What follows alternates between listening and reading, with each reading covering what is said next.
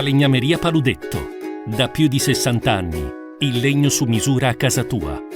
Mister Paolo Vanoli, innanzitutto come sta la squadra, quali elementi non potranno esserci domani contro l'Ascoli e come mai? Vabbè, sappiamo di Joel, che fortunatamente niente di importante, però stiamo procedendo alla riabilitazione. E poi dopo Olivieri, che è uscito per un piccolo fastidio, fortunatamente anche lui niente di così importante al flessore, però salterà. E poi settimana si è fermato Sverko per un piccolo problema un po' allo psoas, se non sbaglio. E niente di grave, però giustamente vediamo se domani può essere della partita oppure no. Rientrerà qualcuno comunque? Ma rientrerà Joronen, quello sì, vabbè, era già in panchina domenica a Bari, ma riprenderà il suo posto. Insomma. L'Ascoli che tipo di squadra è e come andrà affrontata? Ma è una squadra che ha appena cambiato l'allenatore, l'allenatore Castore l'abbiamo già incontrato l'anno scorso col Perugia, sappiamo la fatica che abbiamo fatto, sappiamo che calcio va a affrontare, un calcio sicuramente che è propositivo, sicuramente un calcio di alta intensità, di pressione alta, quindi dovremo essere bravi a gestire tutti questi momenti che loro ci metteranno sotto pressione. La chiave quindi della partita a livello sia tecnico, tattico che emozionale, quale potrebbe essere? Ma sicuramente la chiave della partita è la pulizia della seconda palla, la conquista della seconda palla secondo me diventa determinante, ma soprattutto uscire dalla prima pressione diventerà determinante per dopo avere un po' più di campo.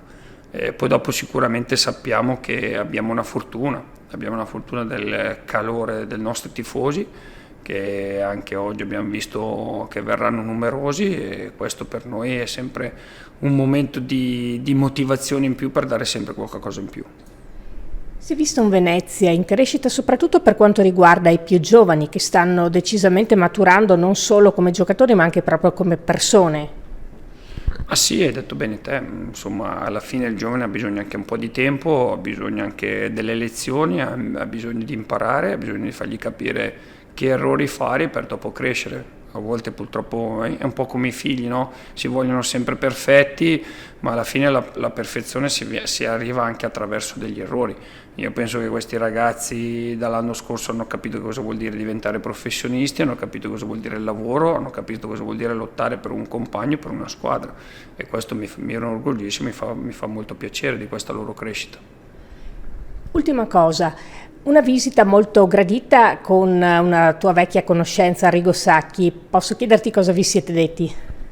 Ma intanto penso che è un onore per il club, è un piacere grandissimo per me che lui abbia avuto tempo per venire a vedere casa nostra, che è qua a Venezia, ma soprattutto ospitare al Venezia. Questa è la cosa importante, perché stiamo parlando di un allenatore che ha cambiato il calcio, e quindi per me c'è un orgoglio particolare, perché ho avuto la fortuna di potergli stare vicino nei 5 anni che ero in nazionale. Quindi, ripeto, quando stai vicino a una persona così bisogna solo aprire le orecchie, sentire e ascoltare tutti i consigli che lui ti può dare.